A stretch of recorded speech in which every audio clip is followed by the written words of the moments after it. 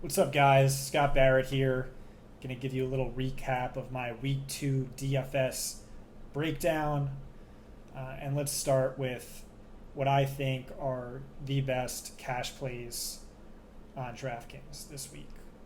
I think your quarterback is going to be Trey Lance at 5,700, second highest implied point total of the week. He averaged 77 rushing yards per game in college, 12.3 rushing attempts per start in the NFL. It's more than Lamar Jackson. That might be the most of any quarterback of all time. The production really wasn't there in week 1, but I think that's understandable given that he was running ankle deep in a standing pool of 3-inch water. There was frogs jumping around on lily pads. There were koi fish swimming around his ankles. Just really unplayable field conditions. Justin Fields, David Montgomery, same thing. The average 1.5 yards per carry. It's going to rain in this game, but it's it's not going to be a pond. If you're a Lance doubter, you could pay up an extra 500 for Derek Carr. I think he easily hits the 3-point bonus on DraftKings, but do prefer Trey Lance. For running backs, you're just going to lock in Saquon Barkley as your RB1. He's 7,300. He had 18 carries, 7 targets last week, nearly 200 yards from scrimmage, ranked 5th among all receivers in target share, and he looks awesome. He looks totally, completely healthy all offseason. I was saying when Barkley's fully healthy, he's the closest thing in the game to Christian McCaffrey, and definitely looks to be the case. But speaking of Christian McCaffrey, that's my preferred RB2 on DraftKings for cash if you can afford him. Maybe you can't afford him at 8,900, but I think he's worth playing. Still feels like he's mispriced by $1,000 or more. He obviously didn't do great in week 1. He scored 15.7 fantasy points. That was his worst healthy performance in 1,095 days. But you know me, I'm a big CMC truther lover, have an embarrassing man crush on him.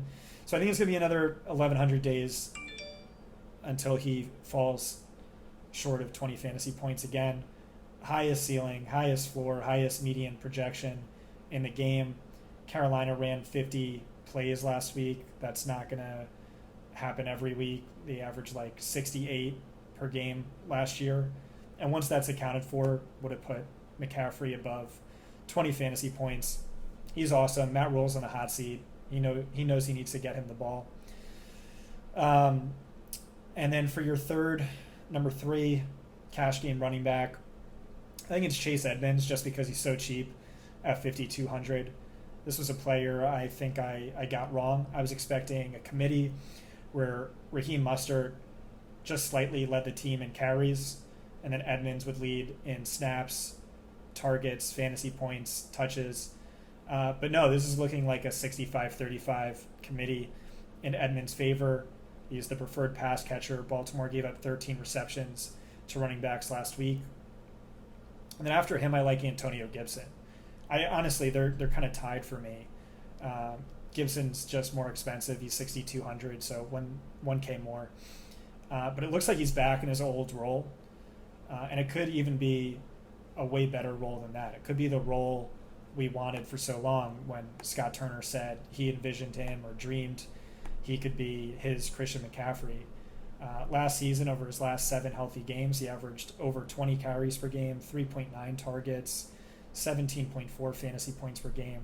Then in week 1, he saw 14 of 17 carries and a career high 8 of 11 targets out of the backfield. He was good. He was productive. J.D. McKissick, much lower route participation than expected, and he has a dream matchup. Lions, really doesn't get much better than the Lions.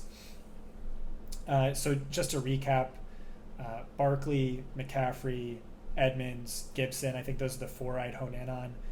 Joe Mixon's very close to breaking that tier. James Conner is very close. Leonard Fournette would have made this if I was confident in his health. It's also not really a great matchup. Mark Ingram, I think, if he didn't have the questionable designation, would definitely be up there. He smashed last year when Kamara was out. Latavius smashed in 2019 when Kamara was out. And it really just seems like the Saints, when they lose one of their top guys, the next man up then gets like a ridiculous Christian McCaffrey-esque workload. For wide receivers, I think you need to just lock in Davante Adams. And so, yeah, again, it's sort of tough to fit all of Saquon, Christian McCaffrey, Davante Adams. Maybe it is, maybe it isn't. There's some values I like. But if it is, maybe that means it's worthwhile to go down from McCaffrey to a Mixon or to a Gibson or to an Edmonds. But yeah, Davante Adams, I mean, just ridiculous usage last week, 40.5% target share. If he ran as many routes as Jamar Chase, he would have scored 48 fantasy points. This is a perfect matchup. Arizona is probably the worst secondary in football. And there's a narrative here that not a lot of people are talking about. But like when I saw this, I was just like, yep, lock button for cash and for tournaments. So Davante's grandparents are going to be at this game. This is the first time they've ever attended one of his NFL games. There was an ESPN article that came out a couple of weeks ago, and they asked him why he left Green Bay for Las Vegas. Green Bay actually offered him more money than he accepted with Las Vegas, and he turned it down and he asked for a trade. So they asked him why. And this might not have been the number one reason why, but it was the first reason why listed in this article. He was like, I'm a family man. My grandparents haven't been able to see me play in close to a decade of playing pro ball. It's just hard to get into Green Bay, and it's expensive. Like, why the hell is it expensive to get into Green Bay? And so, yeah, look for fireworks. Look for him to put on a show and try and impress Nanny and Pop, whatever you call your grandparents. Cooper Kupp, yeah, he would be in play, but if he was the same price as Adams, I'd prefer Adams. He's just hard to fit. And then I like Amon-Ra St. Brown. So if he gets 8 catches this week, he ties an NFL record for most consecutive games with 8 or more receptions. 8 straight games. And over the span, he averages 25.4 DraftKings fantasy points per game. He had a bottom 5 matchup last week, and he gets a top 5 matchup this week. Benjamin St. Just, that's a player, if you've read my article, you've seen his name listed a number of times just because he's such a easy player to target and exploit in DraftKings. Again, 25.5 DraftKings fantasy points per game. He's 6,500, so really like him.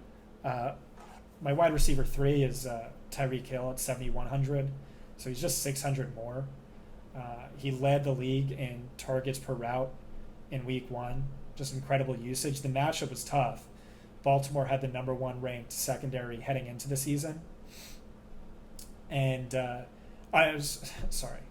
New England was a tough matchup. They intentionally scheme away an opposing offense's best player, and so maybe they gave him more attention, but the usage was great.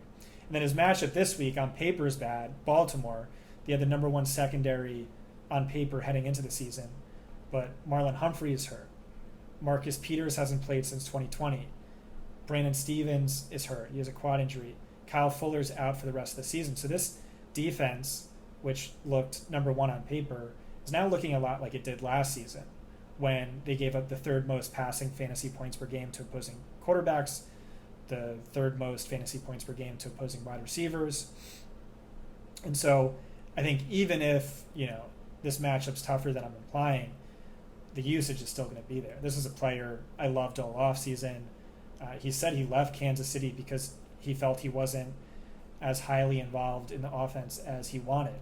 And so I think Miami is going to go out of their way to pepper him with targets. And then your next best option, obviously I need some cheap guys for you. It's Greg Dortch at 3,500. He has a brutal matchup, but it's also just, he had 7 targets last week, 24% target share. He's 3,500, sort of end of story, right? But Paris Campbell's also in play. So is Richie James, who ranked top 15 in target share last week. He moved to the slot following Wan'Dale Robinson's injury. He's only 3,200. So really you could just pick whichever one you like the most. I think I'd lean Greg Dortch, but like truthfully, it sort of feels like a tie. And then another cheap guy, Curtis Samuel. He's only 4,600. He feels like a lock to at least score double-digit fantasy points. And last week, if we include plays negated due to penalty, he saw 14 targets and 4 carries. That's just insane usage at a $4,600 price tag. Jacoby Myers is sort of in play for similar reasons. He's led the team in target share in 8 straight games. That's crazy. And he has a good matchup, but he just like has no ceiling. So I really do prefer Curtis Samuel. And then another name is DJ Moore, 5,700. I could have had him so much higher. He's the wide receiver 20 on the slate in terms of pricing, even though he's ranked top 10 in receiving yards in 3 straight seasons. He has a perfect coverage shell matchup, but my concern is that the Giants shadow him with Adoree Jackson. So that's why he's my wide receiver 5 for cash. I just think there's some natural volatility there, though he's undoubtedly a very strong value on paper. Deonte Johnson, too. He's hit double-digit targets in 23 of his last 29 games, including last week. It's only 5,800, but don't really like him as much as the other names. And then for tight end, I think your cash play is Juwan Johnson. He's the minimum price, and so like if you give me a minimum price tight end who's likely to get 3 to 4 targets, like they're just very in play for me because the position is just such an absolute wasteland for fantasy. It really makes sense to take the savings and pay up elsewhere at the other positions that are actually going to move the needle. But his usage was phenomenal last week. He ranked top 10 in route share, top 10 in target share. Only 4 other tight ends can say that. Mark Andrews, Tyler Higbee, Dalton Schultz, and Darren Waller. And then defense for cash, it's really obvious. It's Cincinnati Bengals, 2,200 against a Cooper Rush-led offense. That one's just super easy. For tournaments, who are you playing at quarterback? I won't play Lance. I just think he's going to be too highly owned, but I'll need to check our ownership projections later tonight, Saturday night, when they're at their best. But I expected him to be chalky, so I'd play him in cash and then get exposure elsewhere in GPPs. I actually don't love the Konami code quarterbacks in tournaments because that caps their stacking upside, and that's really what I try and hone in on. I really like pocket passers who rank highly in passing yardage props and have at least one receiver ranking highly in receiving yardage props, and then who are undervalued by price and ownership. Ownership is key. Love Derek Carr, but I think he's going to be highly owned. Kyler Murray, I really like. I think he can go under the radar with everyone trying to play Carr. I also think Matthew Stafford at just 100 more is interesting. I think you can play around with a Stafford, Kupp, Adams lineup. You know, it's expensive, but we do have a lot of savings. There are a number of cheap wide receivers in play. Russell Wilson, I think, is an interesting play. Obviously, he stunk last week, but no one knows his limitations and liabilities better than Pete Carroll. And apparently also Tyler Lockett was telling the defense what plays were being called. And so this is just like a perfect bounce back matchup. Wilson shreds cover 2. Judy shreds cover 2. This is PFF's worst ranked secondary coming into the season. Tua Tagovailoa I also like. Again, I cited the cornerback injuries. Joe Burrow, like this should just be a Joe Mixon game, but you really never know. Just a bunch of guys like that. For running backs, I really like Jeff Wilson as a GPP play at only 5,100.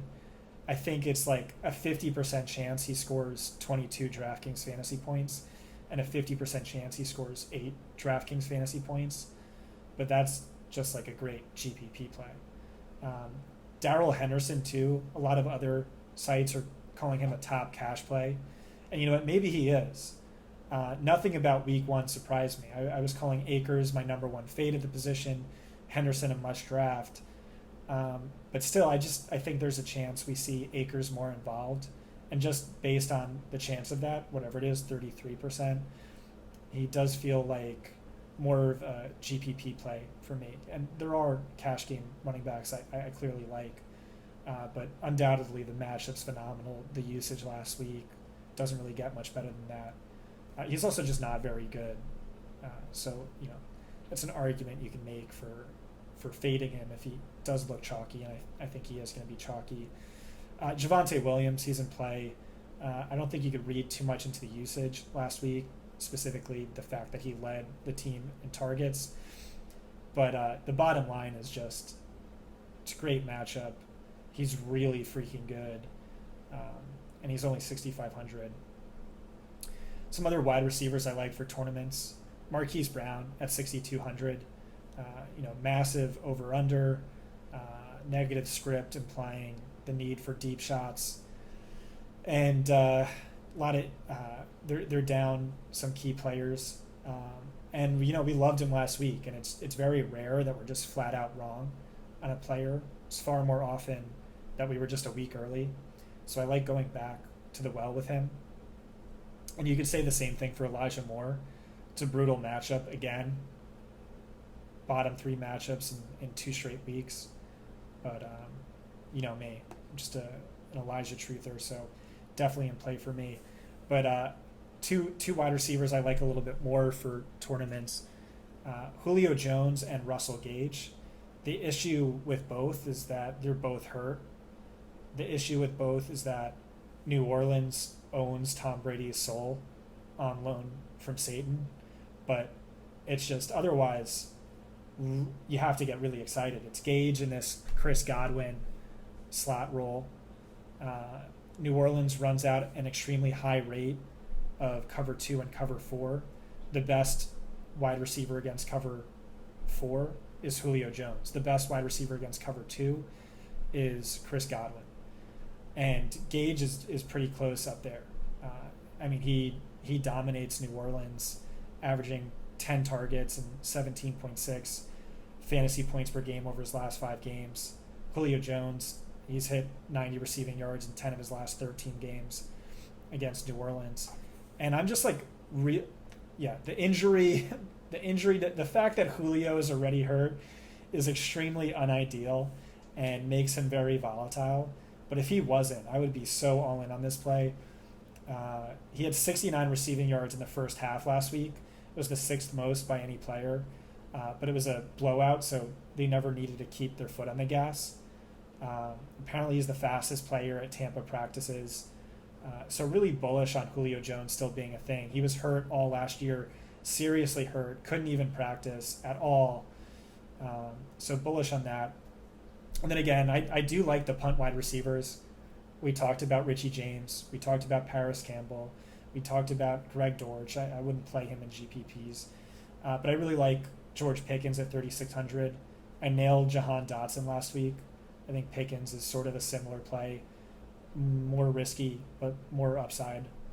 There's another name, a bunch of other names too. Christian Kirk, Hunter Renfrow, Brandon Cooks, although he has a tough shadow matchup. But Houston does do a good job of moving him to the slot in those instances.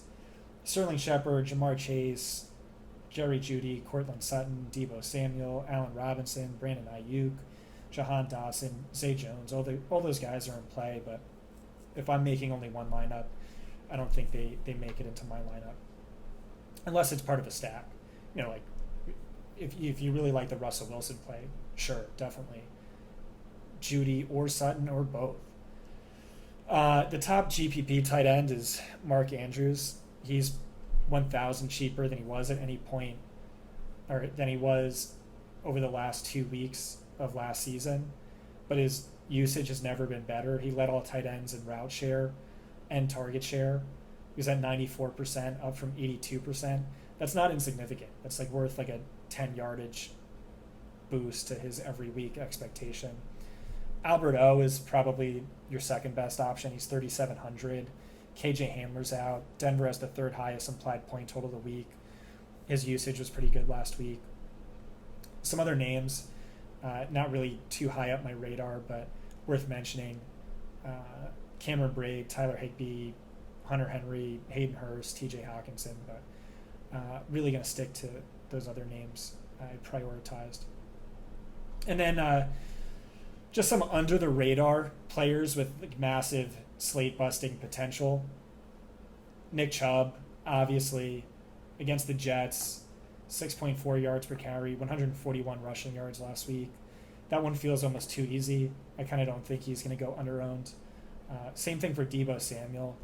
I mean, he had a top 25 all-time wide receiver season last year. He averaged nearly 10 rushing fantasy points per game over his last 9 games. And he also is always a threat to house a long reception. The league high 6 catches, gaining 45 or more yards last year. He had 2 receiving touchdowns over 75, 1 with Lance, 3 with at least 45, 2 with Lance, which is crazy if you factor in the fact that like Lance only started 2 games. Elijah Mitchell's out, George Kittle's questionable, but I really like DK Metcalf. I think he is my favorite among the players listed at below 5% projected ownership who could break the slate. He was awesome with Geno Smith last year. He was better with Geno Smith than he was with Russell Wilson last year. And he had a brutal matchup last week, shadowed by Patrick Surtain. And this week he gets like a top 7 matchup or a bottom 7 matchup, just like a very favorable matchup. T. Higgins is another player like that at 5,900. I don't think people are going to play him because of the questionable tag. But I mean, over his last 10 fully healthy games, he averages 20.4 fantasy points per game and 30.6 in his top 50% of those games. Cincinnati shouldn't lean pass heavy. And then even if they do, like Chase should be the player much higher in our projections, but you just never know. Like they could bracket Chase, and really I just think Higgins is going to be like 4% owned at a decent price with good upside. So if you like this, definitely check out the article and subscribe to fantasypoints.com. Use promo code Barrett22, that's BARRETT 22 at checkout. And thanks for listening, guys.